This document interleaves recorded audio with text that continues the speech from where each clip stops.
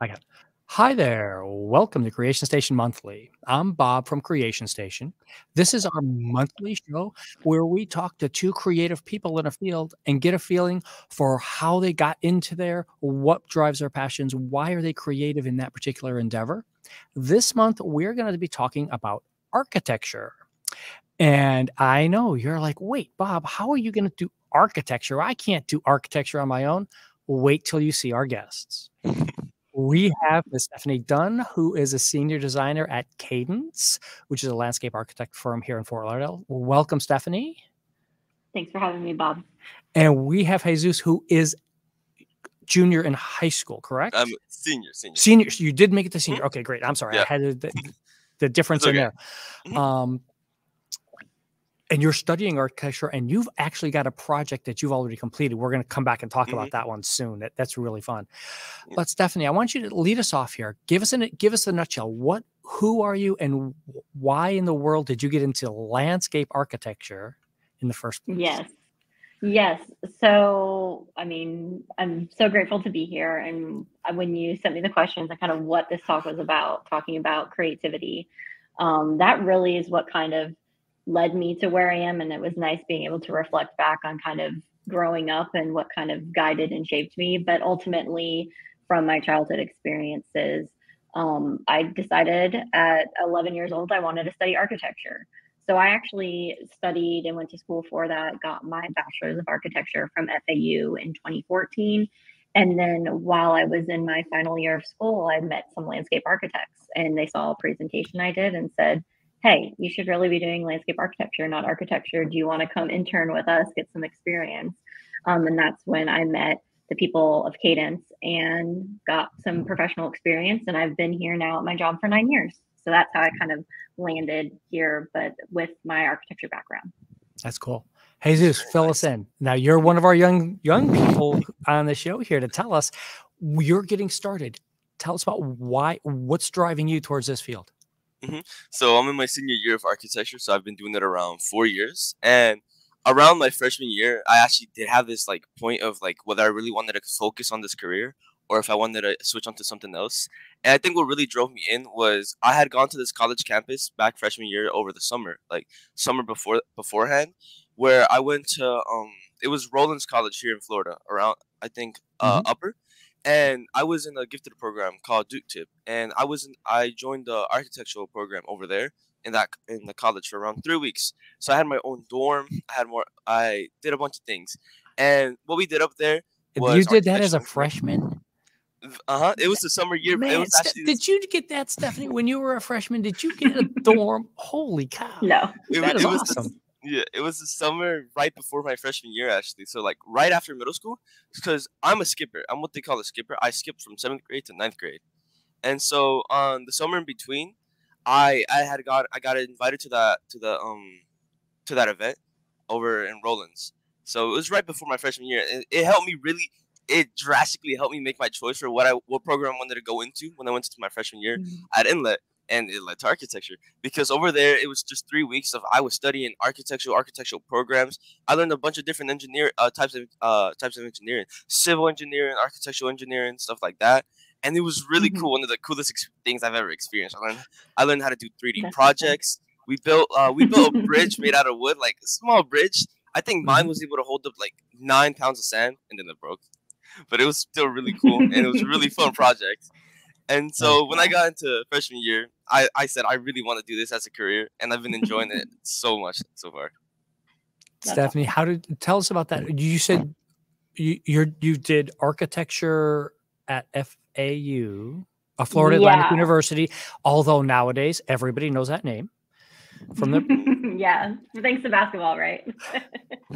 So tell us now, did you do architecture you're going to build a building? You wanted to build office buildings, or how did you go from that into doing landscapes? Yeah. Well, so I guess I should really backtrack. I mean, when I was younger, I really enjoyed art. That was kind of the real gateway into everything. And then I don't know if you're familiar with the Odyssey of the Mind program, which is creative problem solving. I did that in elementary school. And from that into middle school and high school, I was really heavily focused on visual arts, digital information and technology, digital media, technical design, building construction technologies. Like those are the types of classes I gravitated towards, which like kind of was a natural segue into what I ultimately wanted to study when I got to college. But essentially, I saw Santiago Calatrava's Milwaukee Art Museum. It's amazing. It was completed in 2001, and that's when I was 11. And I saw that building, and I was like, I really would like to create something as magnificent as this. And that kind of really drove it home. That's what I wanted to study. But then the kind of pivot when I really started gravitating towards landscape architecture was the things I really enjoyed. Structure is interesting when you start talking about tectonics of a building, how it's put together and assembled. But what I really enjoyed was the context of a site, how a building is located on a site in relation to natural context, and site design. That's really what I excelled in school, which ultimately is landscape architecture. Because as a landscape architect, anything on the exterior of the building is kind of our realm and what we work with.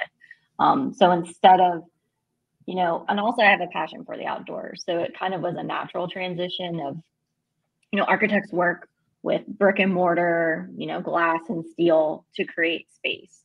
And as architects, we also are using some hardscape materials to create exterior spaces. But ultimately, you can think of a tree canopy as a ceiling, or a row of, shrubs and a hedge form is like a wall. So how architects kind of conceive space inside of a structure, we're conceiving space in the exterior. So it's kind of a natural learning the design process, which Jesus is probably very familiar with. Those skills that you learn, you're definitely able to adapt it into the profession of landscape architecture as well. And you think is that the same as what Jesus is about to go through for the learning process? Is it like several other ideas? Like I'm thinking the medical field where everybody takes the same basic, you better learn chemistry. You'd better be able to do organic chemistry 3, or this field's not for you. Are there certain things that Jesus and you both did and then it branches, or is it just you go to this point and then you just continue to build on? Yeah, I think you kind of find there's certain, we take structure classes. Jesus talked about building a bridge. We did an egg drop project where we had to drop in downtown Fort Lauderdale, an egg from the 9th-story building and make sure it doesn't break upon impact. So we have, courses like that. And then I think you really start to find your niche, like for me in Design 9 and 10, as you're in your last year of school. At one point, I really was interested in historic preservation projects and adaptive reuse. But in Florida, our history in South Florida, really, we weren't developed until the early 1900s, 1920s was when Las Olas was built. So we don't have a lot of historic in comparison to the Northeast of the United States. So I kind of was trying to find what really suited me. And then that's when I really liked site design. And I was like, as a kid, I loved camping. I loved plants, and that kind of transitioned into that landscape architecture. So I don't know, Jesus, for you, with your studies, is there kind of a focus in architecture that you really want to achieve, or that direction that you want to go into? Mm-hmm. I think so far right now our main focus is learning programs like the engineering programs such as Revit, AutoCAD, such like that. I already actually have my Autodesk and AutoCAD certificate, but right now I'm studying for my Revit certificate, which is more difficult because it's a more unfamiliar program. It's newer. Yeah, well, it's like 3D modeling and drafting together. It's very unique. Yeah. So I'm still learning up, and I think so far what I'm gonna take the most time to learn is Revit is able to do things like plumbing and electrical work, and so I'm gonna have to take some time to actually learn that as well. But right now, when it comes to the actual build itself, creating the floor plans, creating the base, the house, I'm pretty familiar with that, and I really enjoy it. And so main focus is just learning, learning new stuff, learning how to make it easier, how to make it more efficiently, and how to the fundamentals, how to actually make it work properly. So it's really cool. Yeah. So you're just really laying the foundation and learning all those programs. So whatever, because certain practices too, I know some people, my counterparts when I was in school, specifically sought out firms to work at that only used Revit or like to use Rhino. They like to use different types of modeling program. And I remember there were students that really enjoyed coding with Grasshopper. I don't know if you're familiar with that. That was something I struggled at. I wasn't the greatest in that class. I remember that was One of the programs I wish I had kind of sat down and learned better to, do that type of work. But that's interesting. So you're just really learning it all at this point. Yeah, that's what I'm trying to do. Oh, so when it comes to landscape architecture, do you use any programs? What type of programs do Yeah. you use? Yeah, so we use in our office LandFX, which is like a plugin to AutoCAD for drafting, and it's a program that overlays. So when we start to get into like irrigation systems, placing plant blocks, and kind of calculating plants quantities on a project, but it's basically AutoCAD. Is essentially what it is. Then we also do all kinds of Adobe suites, work with Photoshop, InDesign, Illustrator to create any kind of graphics for like concept presentations. Any kind of those materials that we're communicating with our clients. But we also have that technical side from AutoCAD with all of our technical drawings and creating construction documents that can be built. Our design from a rough sketch on trace to full on getting built in the field. And we do some 3D modeling as well. It's a little bit different from architecture because with the landscape, plants change over time. So it's kind of a struggle to model that to show people the vision and, plants going in a certain size, but they mature over time. We're But we planting use, I don't know. planting a tree that's only 3 feet tall now, but in 10 Yes. years, that thing's going to be 30 foot. So Fingers crossed that it grows really well, right? Yeah. So we do some basic SketchUp stuff, and then we use that and import into Lumion. I don't know if you are familiar with Lumion yet. That's a fun 3D modeling program and rendering. Yeah. I am familiar so it's really cool. Yeah. SketchUp is super helpful. It's a little rough, but I think it really helps when we're doing like quick massing of, laying out space. A lot of the work we do too, besides planting, is like the intent of a trellis structure in somebody's backyard, or designing the pool, or is there some fencing and wall systems. So that kind of stuff we do design as landscape architects. There's a structural engineer that's doing engineering shop drawings to get it to be built, but we provide that concept and intent to follow. So that kind of stuff is really helpful to do in modeling. And I bet it is for you guys when you're working physical models as well, right? Because you do a lot of physical model building while you're in school. Do you enjoy doing that? Yes, I love hands-on model. Like when it comes to learning, I learn the most when it comes to actually hands-on. I'm not a very good like visual or auditory learner. I love learning hands-on. It's my favorite. It's my favorite thing to do. So when it comes to hands-on project, like building stuff in person or working and stuff in person, I absolutely love it. It's what makes me fall in love with the field even more every time. Yeah. Do you like manual drafting? Did you have to do that as part of your program? Because I had to do that in my first few years, and then it kind of transitioned into digital. So I was curious at where you're at in your current stage of learning. On my freshman year, it was a lot of manual, like a lot of doing it on the drawings, a lot of I think it was called like architectural language, where when we write words, it has to be big, bold, and always readable. And so we learned that my freshman year. I struggled with it a lot because my handwriting was a little messy back in freshman year, but now I can do it pretty well. And that's awesome. So yeah, we did a lot of manual floor plans. That's what we did back in freshman year. And then when quarantine started, that's when we had transferred on to more digital work, because not many people could do it hands on anymore. So it transferred into digital, and it became much easier and much more like efficient and reliable. Well, don't lose it, because even after 9 years of working at Cadence, I still pull out trace paper and quickly sketch with pen and pencil or markers. I have been by their offices to see the hundreds of colored pencils that are floating around. Yes. So don't lose that skill. You lead me right into that for both of you. It's what skill do you think you need most to be successful? If somebody else is out there, Jesus, and they're like, I don't know if I want to be an architect or not. I kind of like drawing, but what do you think they should be paying attention to for being inspired that they really want to start doing all this stuff? I feel like they should at least, if they really want to get into it, they should give a project a try. See what it's all about. Being in that field and being creative. Trying out a project. It could be something as simple as an art project, or maybe something a little more hands-on, community hours. But I really feel like they should at least give it a hands-on try before they really try to get into the field, because that's what brought me into it. Back in summer when I did a hands-on project with the bridge and actually was learning it in person, it made me absolutely fall in love with the field. And if I hadn't done that, I'm not sure if I would actually still be doing it right now. but they should at least give it a try hands-on in person. That's what got me into it. Stephanie, what do you think about it? I'm going to twist it a little bit for you here. Yes. Where should somebody be getting into landscape architecture versus I want to be a landscaper? What's Yes. the difference in between me hiring a landscaper versus a landscape Yes. architect? Yes. So I'm a senior designer. I'm not technically a landscape architect. I work for a landscape architecture firm. However, my boss, Rebecca, is a landscape architect. So what differentiates her is that she, just like an architect or an engineer, having a professional license, going through state examinations and accreditation, you know, that's what makes a landscape architect, is having that piece of paper that they are licensed. As a designer, I can work and do landscape design work, but I cannot sign and seal drawings that, you know, go and get built. That is what she does at our firm.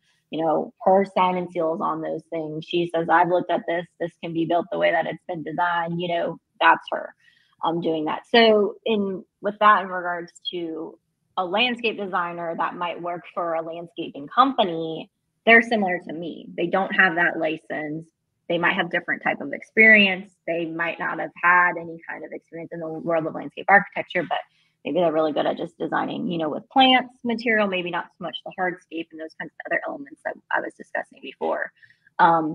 And so a landscape, or typically as also a landscape contractor, they have laborers that are installing the plant material. They're doing the physical installation of the designs. Whereas we are simply designing and then also doing, you know, construction administration to make sure that the project is built the way that it's been designed on paper and that it's installed properly. So we're oftentimes working alongside a landscape contractor who's doing the physical installation and providing feedback to them, giving them direction if they have requests for information regarding our drawings. So Stephanie, so far I'm hearing you work with every single other person at a construction site. You work. We do. You're working with all of the plumbing people to do the irrigation. You're working with the architects who design the building. You're working with landscape people. Structural engineers, the coordinating civil, you know, thinking about where drains are happening. How does that work? Where landscapes being installed? Yeah. I mean, landscape architects, you know, our dream projects are where we're involved with the entire design team. And to kind of go back to like where people could go if they want to learn to be landscape architects, please. There's an organization called Future Landscape Architects of America, FLA, flaamerica.org, FLA America.org, and they can learn about the field of landscape architecture. And Nicole Plunkett, she's amazing. Is really well known in the field of landscape architecture with our professional organization of ASLA. And she does all kinds of great outreach, and there's like information on her website to learn about landscape architecture, and does outreach with, you know, schools and getting kids to want to be in this profession. Or adults. Maybe. I mean, or adults. Actually, well, that does bring up a good point. I mean, Jesus here is at the right age. He's going and he's diving into this, and he feels like he's got a career thing. What is there? No, you're too old. Like, I'm too old to be an astronaut. I get that. I mean, when I was in architecture school, there was my counterparts. There was women in their 40s that were going back to school again and wanting to get their degree in architecture, and are now practicing. So I don't think there's any point where you really can't. I think it's just knowing the right people, getting that experience. And yeah, I think it's totally possible. So Jesus has got a long career in front of him. Now, Jesus, my question to you is, at this early age and you're learning all this sort of stuff, where are you on licensing stuff? What are you even allowed to work on? Are you allowed to just do your own personal projects? Are you allowed to work? Because I know you're working with a mentor and you've got people there. Are you allowed to work on real projects yet? Or what's going on with that? Yeah. So Mr. Lambas, occasionally he puts us on projects like by ourselves. Like, it could be art projects, like drawing projects, art projects, you know, maybe even writing essays, right? And there's actual competition for those, like actual money that can be earned from them. So when it comes to jobs, not yet, because I myself haven't gotten my Revit certification. But once I do get that certification right after high school, I can start, you know, getting hired for jobs, making floor plans for people, earning money. But when it comes to projects, yeah, we do have individual projects that we are allowed to work on, and it's really cool.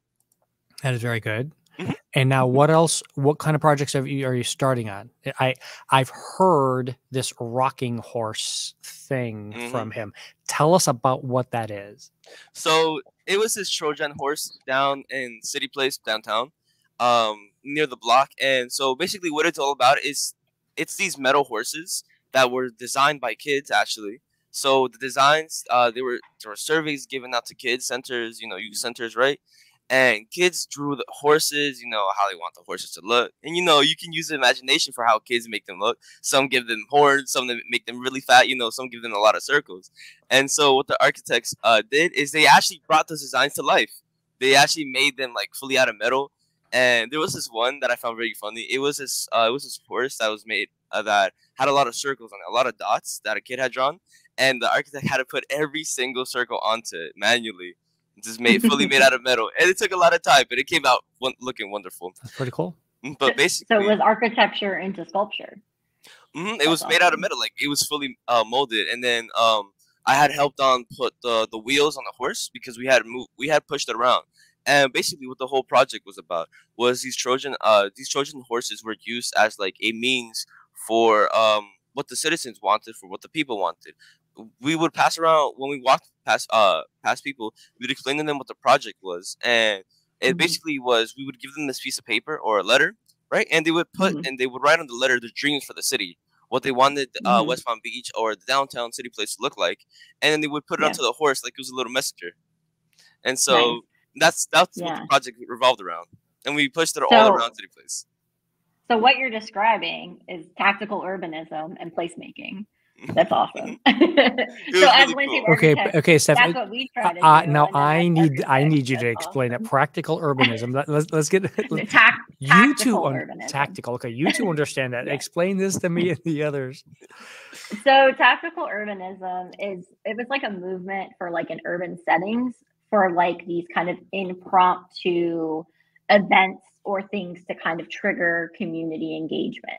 And then when we talk about placemaking, it's about, creating a sense of place through urban design. So people, you have community buy-in and support for different things. So an example of like tactical urbanism that you might be familiar with is parking day, where the idea is you take over a parking spot, you envision it as a little park. So Cadence, Rebecca and Gage way back in the day had done that and brought that to South Florida. I think they were one of the first people in Fort Lauderdale to do that kind of tactical urbanism event. Other events that our company as Cadence has been a part of in Fat Village, just north of downtown.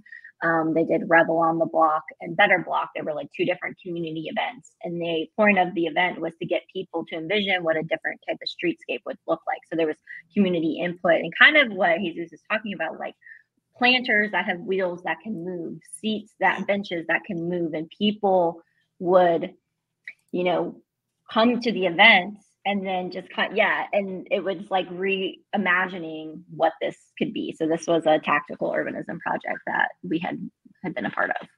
So it was really fun event, with the community involved. Vendors would come out to it. And it was just kind of getting the community to talk about like what they'd want to see in their community and what's missing or lacking in public space. That is really cool. So now, that sounds great. The Trojan horses are awesome. Yeah. I wish I could see pictures of them. If you search up, I just found it. If you search up Trojan, you can drop it into horse. The chat there. Oh, of course. Drop it into the chat. Who's this? And I'll put it up on the screen for everybody. There you go. If you scroll down, you'll be able to see the photos. Oh, awesome! And they were. When I first heard about it, I thought they were going to be like genuinely massive, but they were nice and sizable and pushable. And that you'll you can move them around. Mm-hmm. That's awesome. There you go. Oh, super cool. Wonderful. Is it not popping up? Oh, my pop-up blocker blocked the actual window from popping up for the individual pictures, but you can kind of see them there. Yeah. Mm-hmm. You see, that's the one with the circle that had all manually put on. I think if there we go. You were able to open it? Yeah, there you go. Nice. Those are super cool. Mm-hmm. All the circles had to be manually put on that one. And that's pretty awesome. Mm-hmm. And so all of them had different designs. They were all unique looking, each and every single one. Like one had a heart, as you see on the one on the right side. One had a Mhm. horn like a unicorn. One was big. One was big and long, like and they were Yeah. very cool, like that. Yeah. So is this like the most fun project that you've gotten to like work on and Uh, create? so far, and I hope I get more opportunities from my projects. 'Cause I really love working on stuff like this. That's awesome. So now, Jesus, I'm going to ask you both this question, but I want to hear Jesus's answer first on Okay. this. Mhm. What kind of help do you wish you had gotten when you started out? Because most of us who get started in the field or start off, you stumble upon something, you figure out, wait, okay, oh wait, no, I need to backtrack and do this. You're already 2.5 years into your career type guidance along this. What do you think you wanted to know before that would have made it better for you right now? Hmm. I wish I actually got started on the programs earlier because I really didn't start fully working on the programs until last year, until my 11th grade year. Mhm. And so I've been doing architecture for around 3 to 4 years, but it's only been like a year and a half since I've actually been using the program. So I really wish I By had the done that. programs, you mean by doing like Revit and AutoCAD and AutoCAD? Revit, Yeah. yeah, Okay. because it takes a good amount of time to build up the skills and learn the shortcuts. And so I really I really do wish I had started on it earlier, so I would have been much more ahead, much more advanced, and maybe possibly getting jobs for it. But I'm hoping I get my certificate maybe next week or maybe the week after, so I can Nice. start getting a jump on it. So, Stephanie, before you answer, I just want to get your input on Jesus could get a job designing something now. I mean, what is it that you need for me to be able to hire him to do this? Like, if I were to hire someone to do an art project for Yeah. me, they don't need any certifications. They can just do it. Mm-mm. If Absolutely. what is the actual process there before I could just go hire Jesus to do a job for me? Well, it depends on how involved the job is. I remember when I was still studying architecture, but I knew drafting, people wanted, like, there was family and friends that were willing to pay me to do like drafts work for them because they wanted to think about like how a floor plan could possibly work on a site before they actually went to an architect to pay to get Okay. that produced. So there was like that kind of stuff that I was doing like early on in my schooling because I had the drafting and experience that Jesus is, getting his certificate for. Yeah, and I actually learned drafting when I was in high school. So it's interesting to hear Jesus say he wished he like learned some of that sooner because I did learn those things sooner. But I wish I learned those 3D modeling programs sooner because that stuff I didn't really learn until I was later in my architecture career at university because I was in a 5-year program and the digital stuff really came those last 3 years. So it was interesting because in high school, I could draft, I knew Illustrator and Photoshop and those kinds of programs. Then it was very intensive your first 2 years of the program of all this hand drafting and manual kind of analog work. Mhm. So then there's that gap. And then in the last 3 years was heavy on the 3D, doing Revit, doing SketchUp. People in my program, like you had the ability to choose what 3D modeling you like to do. Students were using Rhino and then also using Grasshopper to create really cool like building facades and kind of using that coding to create patterns and things with materials. So those are the things I really didn't latch onto very hard in my last, 3 years of college, but I wish I had been more brave to kind of endeavor Yeah. into that kind of more technical side of the programs. And how long has that been in existence? For me, thinking AutoCAD's been around for a long time. that's what I'm thinking. I'm like, wait a minute. Yeah. I remember. I mean, my dad did drafting stuff for the automobile industry a million years ago, and he did it all on paper. And I'm like, when did we? I'm trying to think through how long has it been that we switched over from primarily paper to primarily computers? I mean, I was doing drafting when I was in high school with AutoCAD, like on a computer. So that was 2006. So turn of the I was century, doing that. probably somewhere. Yeah, Okay. yeah. I mean, I think I don't know in the professional realm of when it really became typical practice where everything is digital. I mean, in our work, I mean, there was a time in our office where like the hand-drawn stuff we really like to produce. It's fun, it's different. And we would do that for like concept packages and things. And then we've kind of transitioned to where, we'll do that, but then we hand draw it, but then we do it digitally on a Wacom tablet. So that's kind Okay. of that transition. So exactly how I would do it on trace paper, I'm doing it the same way in a computer on Photoshop with layers, which act like layers of trace paper. So I'm drawing it that manner. And then it's a digital flip book. Like we create these flip books now for clients, different from what, when you were our client, Bob, when we were Uh-huh. creating like poster board kind of presentations. Yeah. Now it's like a flip book where we can send a link to a client and they're like looking through it and almost looks like a coffee table book, but they're seeing it visually. And then, if we want to get them something printed in hand, we can do it that way. So it really helps in how you want to like communicate. There's like, I feel like a variety of ways to communicate with a client. Some clients can understand, drafted drawings and floor plans. Some can't. And then that's when the 3D modeling, we kind of lean more heavy on that. So it's also about, what makes the most sense in communicating what we're trying to communicate with our design. That's and you got me thinking now. I'm like, I want to hire Jesus to design some of my gaming buildings and stuff that I need maps for on my game. And maybe you can come up with some really cool science fiction buildings for me at some point here.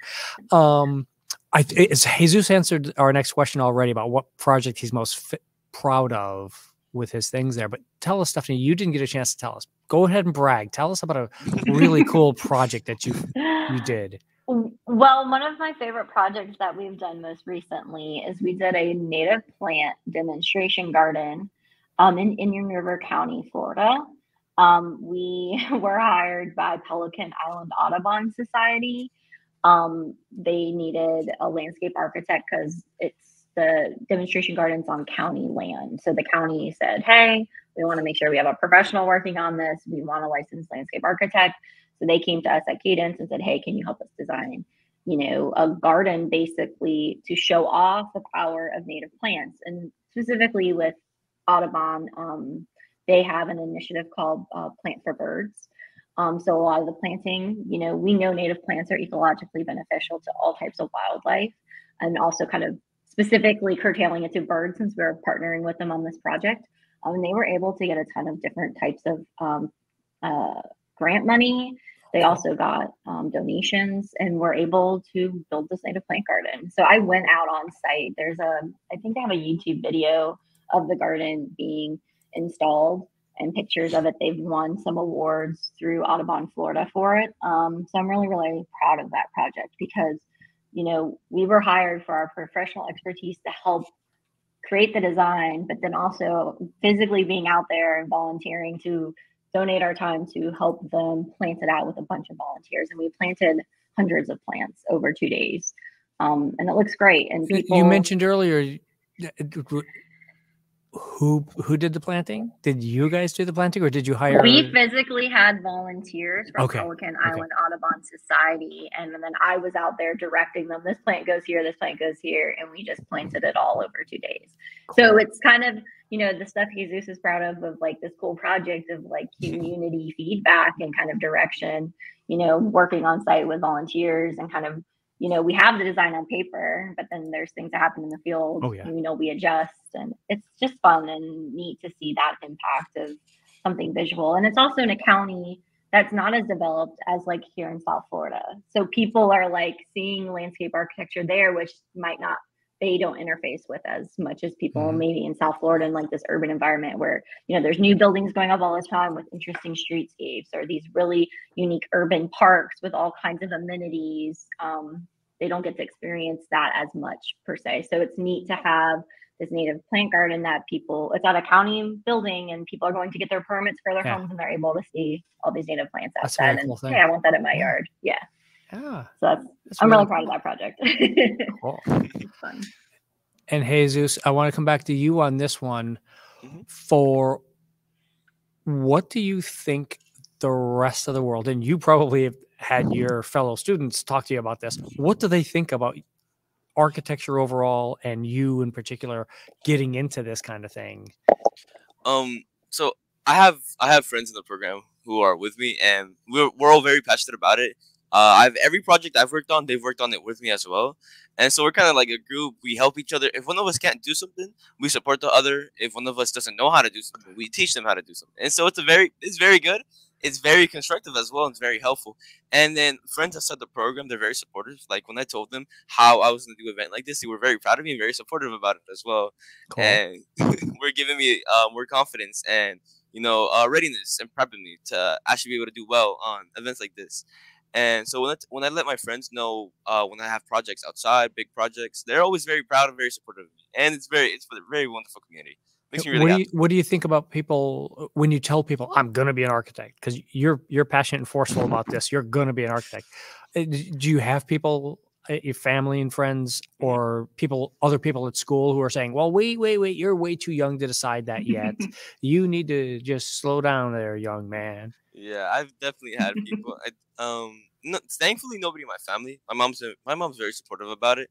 Like when I told her I was going to be an architect, the first thing she said is, "I want you to help me build a house when you get when you get better at it." But I've had some in high school. There's always toxic groups. It happens.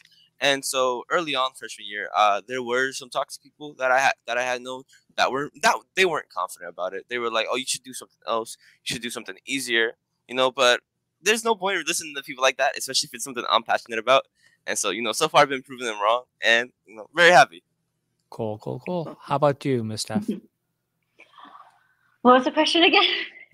Oh, I want to make sure I answer your question. No. Jesus was reminding me of other things. So the idea of who was a mentor for you in the past, who helped you start this off, that and whether you feel like, did you feel like you were being helped or pushed, or how did you get into, because you said you were going to do architecture and then you kind of drifted over to the landscape side of things. I mean, there was a few professors that were really the ones that I looked up to the most. Henning Haupt, I don't know if you're familiar with him, at FAU. He's a phenomenal artist and architect, and professor. And he really mentored me throughout my school. I actually had him for design 1, and then I had him for design 9, I think. So like very beginning of my architecture schooling to the very end. And he was the one who reached out to me and said, "Hey, Rebecca and Gage at Cadence, for our, critique. They were critiquing our work. They came up to me after and they're looking for an intern. Are you interested?" And I said, "Yes." And he's like, "Okay, I won't let any other students know about it. Go interview for this job, please." So that was a good, push, because it was kind of like, I was in my last year of school and I was like, well, I need to start looking for jobs. What am I going to do? And I think he knew that I really enjoyed site design. Like, architecture is amazing. And I think there's amazing power to the different professions and people that work in professions that shape the world that we live in. They have tremendous impact about how people feel day to day. And so I think he really saw that I was passionate about that, but in this different medium of landscape architecture. So I think I was able to learn a lot too at Cadence, and that kind of even solidified that fact even more. And just the amazing work that Cadence does. I'm so happy to have found, Rebecca and Gage at that time in my life, and that they also were doing community engagement stuff on top of the actual work that we were doing. Mockingbird Trail's amazing. Yeah. So, I mean, there's amazing projects over the years and kind of passion and side projects that we've gotten into.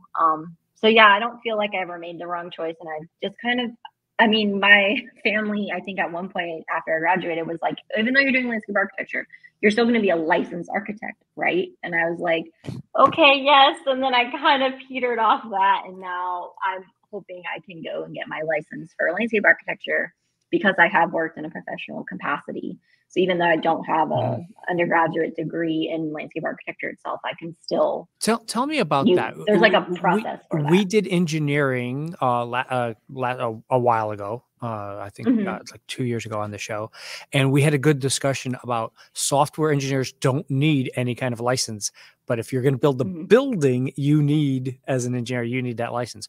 What is the difference in that between, Jesus already knows he's got to go start getting a license to build a building. Yeah. Yeah. He has his AREs, which I was going to pursue. I took one architecture license, and then I was like, this really isn't for me. I don't want to do this route. I don't want to be a licensed architect. But for landscape architects, it's the LARE. So typically you would have an undergraduate degree in landscape architecture or equivalent, and then you would sit for your boards basically and take those tests. As somebody who has an architecture degree, I can't just sit for those exams. There's a process where you have to submit your professional work, as I've worked in the landscape architecture field, to back up saying, even though I don't have that degree, I've had all these years that's kind of equivalent to that experience, but in a professional capacity. So I could sit for those if I choose. And is to that do so. something So that that's you the goal. do once, or is that a do a once thing, or is that like a medical Yeah, you thing do it where you do once. them You every do it so once. often? You do it once, and then you just have continuing education that you Okay. have to There's a continue to CE. do. But once you sit for the exams, you don't have to take them again. So Jesus, you're Once you pass done. them. You're never going to be done with school, Jesus. This is what Stephanie's telling us.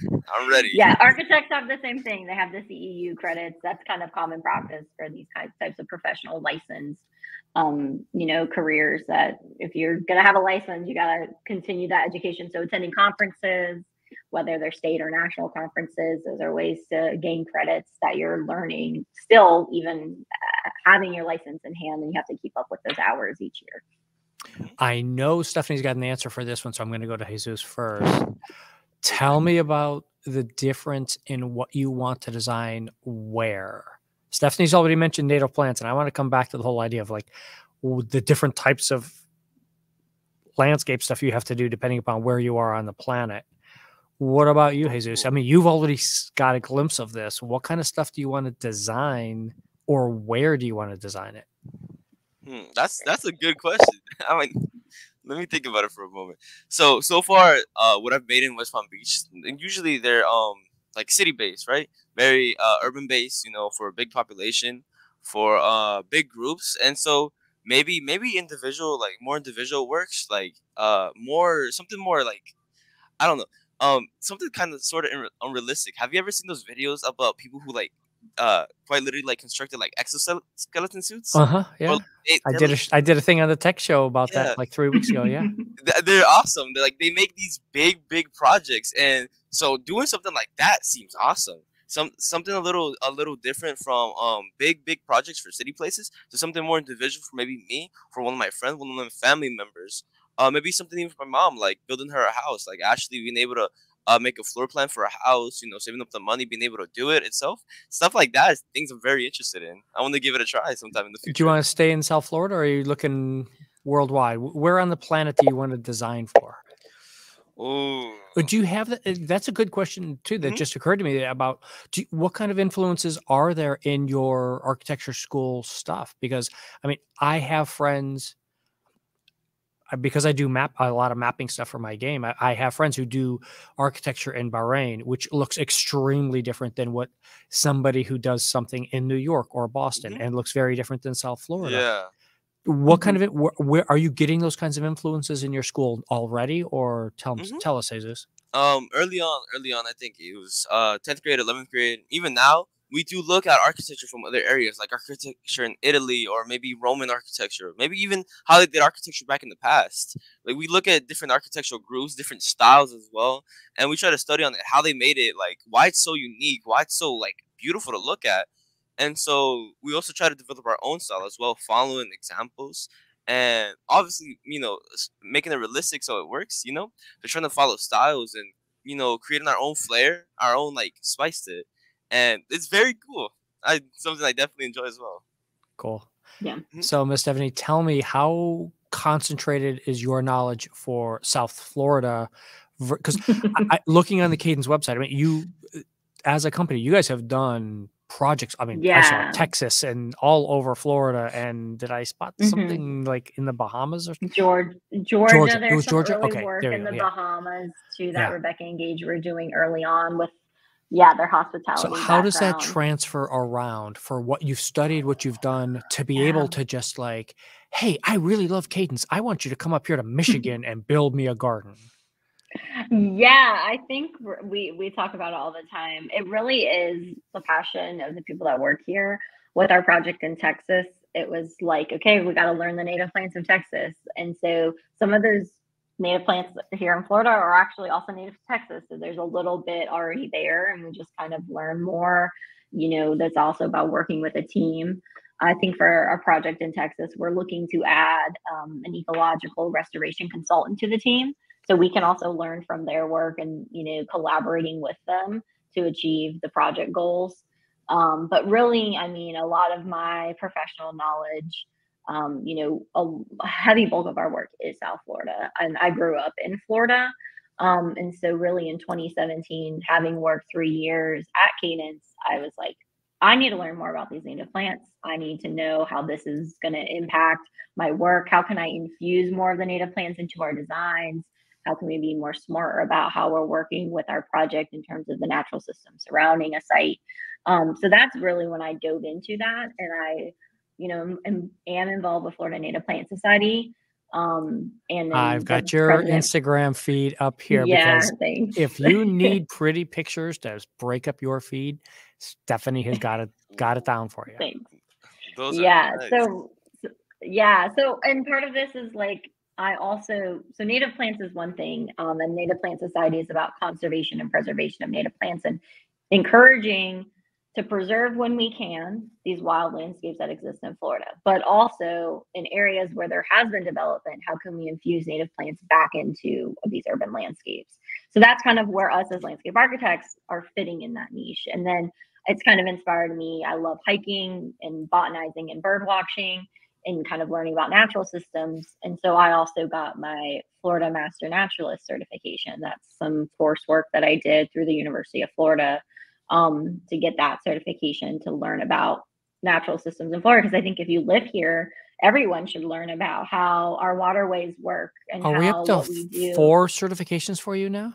I have a couple, not that many though. I still need the license. So, but that's kind of like me taking that on as my, myself, is like, I want to learn this information to be better informed about coming up with good design solutions as a landscape architect when I go through my design process. And, other people in our office are passionate about other things. There's a Mara who works alongside me. Her background is actually engineering. So when she looks at work, has that engineering brain of how things kind of work and put together. So we all kind of bring different things to the table. It just happens to be, I really love native plants, and that's kind of what I bring to the table. But yeah, if anyone in Michigan wants us to work for them, I have family in Wisconsin, so I am kind of familiar with plants up there. So cool. I mean, it's all, we take that on. How far in Wisconsin? Is it north of the line for Packers, or is it south of the line in your Bears? South. Okay. Well, they're Packers outside of Milwaukee, north of Milwaukee. So we're Green Bay territory. But yeah. I don't know that. So Jesus, here's my question for you. You kind of mentioned you'd like to build a house maybe or something. What is the ultimate dream project? Oh, what is it that you're given unlimited funds and unlimited abilities? The dream. Just do build anything on planet or off as you want. You're the one who's going to be here. Out of the 3 of us, Jesus, you're the one who might be designing stuff on Luna. Oh, let me think. Imagine a dream project. This would definitely be one of the most awesome things. But imagine building something on the moon. Like maybe creating something on there, like a base, or maybe creating the first house on the moon. Like, imagine how awesome that would be in this, like, unlimited funds, unlimited money. Being able to make a house on the moon, or maybe being able to create like a mega house, a house that has everything, stuff like that, or very big projects, very big, like anything. Like, if I had unlimited funds, I would oversize it, like make it massive. There you go. Efficiency has gone out the window. It's going to be awesome. It's got to be awesome. Mm-hmm. How about you, Miss Stephanie? What do you think? Oh, I mean, I love, all the different types of work that we do, but I really am inspired by residential work. I would love to have my own yard and beautiful landscape. I think there's so much that people can gain from just walking outside their home. If they're fortunate enough to have a home, I do not. I rent. I will probably perpetually rent for the rest of my life. But I dream of the day when I can walk outside with a cup of coffee and see my local wildlife wake up in the morning and seeing a flower open and just having those like ephemeral moments with nature. Because I think that kind of just centers me and mentally and makes me able to like tackle the day and kind of puts everything into perspective. It kind of makes me feel small and makes me able to kind of take things on, kind of gives me inspiration to do so. And I feel yeah, I would love to design my own yard one day. Cool. That would be a fun dream project. That sounds really, really awesome. If you guys would like to see, I managed to actually find my portfolio back from 10th grade. Yeah. Toss it there into the chat for me, and I'll put it up there. And so I need to make a more recent portfolio before the year ends with like more updated work. But this is from 2 years of working so far. Like, so this is from 9th to 10th. Awesome. There we go. Yep, got it up there. Oh, fun. So nice. So this is practicing how to get better at drawing, obviously, because drawing's a big skill when it comes to it. And so I think you'll see hand sketches from the actual work we did in 9th grade. There we go. From a lot of the actual, what do they call it? Floor plans we did in 9th grade. It was a lot, very big work. And then during quarantine, and using Minecraft to build. That's a nice little thing. Have you done that, Stephanie? Have you used game machines to do that stuff? No, but we've talked about this in our office because, like, with landscape architects and architects, like, is there a way for us to like be consultants on movie sets and doing like set design and that kind of stuff? Dr. Ocean was on here last summer, and she did Wakanda Forever. Oh, did she? Yeah, I'll have to look back. Yeah, she did all the scientific stuff for all the ocean work that happened during Wakanda Forever. That's awesome. Oh, that's cool. Yeah. That's cool. Oh, you got to go back and listen to that. If you haven't listened to it, it's Oceans from July of 2022. 2022. Okay. It's a really great episode. Yeah, she's a really on top of things. Awesome. But I want to get back to this idea here of doing Minecraft and doing this sort of thing. This is Jesus. Fill us in on this. How hard is it to do it in Minecraft versus AutoCAD? I think Minecraft is so much easier because Minecraft it's very easy. It's not really a program. It's just something to it's a game. So when it comes to AutoCAD, it's a program. I'll get that, I promise. When it comes to AutoCAD, it's a program that you actually have to learn. I don't know if Stephanie's agreeing with me or not with the look on her face, but when you're saying, no, it's just so much easier, and I'm like, I know, I promise I'll get I understand AutoCAD a little bit. I do not understand Minecraft. Okay, so when it comes to AutoCAD, there's it's program based, so you actually have to learn shortcuts. We use SketchUp here at the library all the time. Yeah, I mean, I understand 3D. I want to. How in the world do you build some of these things in Minecraft, and you think that it's easier to do that in a game engine instead of just using the actual program? Because let's say when it comes to AutoCAD, if you don't know how to 3D model, if you 3D modeling itself it takes so much time to learn. Like for me, I'm still learning how to 3D model. Yeah. But I'm not the best at it because there's things like scoping. You have to get the right shape. Sometimes the angles could really mess you up too if you're not experienced with it, right? But with Minecraft, the thing is you don't need much experience to get into it. Though it might look confusing, but once you get into it, you get into it. I'm trying to figure out a way to explain it. I'm sorry. No, that works. That works. You just don't need experience for Minecraft. It's very beginner friendly. There we go. It's very beginner friendly. Nice word for it. Yeah. Thank you. So now we got to figure out how Stephanie can start building. Yeah. I hate the word metaverse, but it's building an augmented reality or something where. I mean, we've talked about, is there a way on our design projects where you can do the VR and you can walk through the site? But then for us, plant material is hard to 3D model for it to look right. I mean, early on in SketchUp, it's like, oh, we're putting things that kind of look like this, but it's not really that. Whereas with plant material, we get super specific based on microclimate of a site, what can actually grow there. So it's, it's different realm. It's very technical in terms of plant material. They have scientific botanical names. They're a thing. They have certain form and habit. But most people are like, oh, they're just plants. So it's kind of this when you're in the 3D modeling. I got a feeling if you were at a party and you tell Stephanie, oh, they're just plants, you'd better duck. Yeah. Yeah. Someone might say that's just glass on a building, but we all know there's hundreds of types of glass. Yeah. And it's the technicality, and that's what makes us the professionals, in these different fields, is that there are very specific things, and you learn that, especially through your professional career in terms of okay, that's gravel, but is that number 56 rock, lime rock? You know, you start to get very specific about, you know, the technical side of how things get put together and assembled. Yeah, it's really important. That is awesome.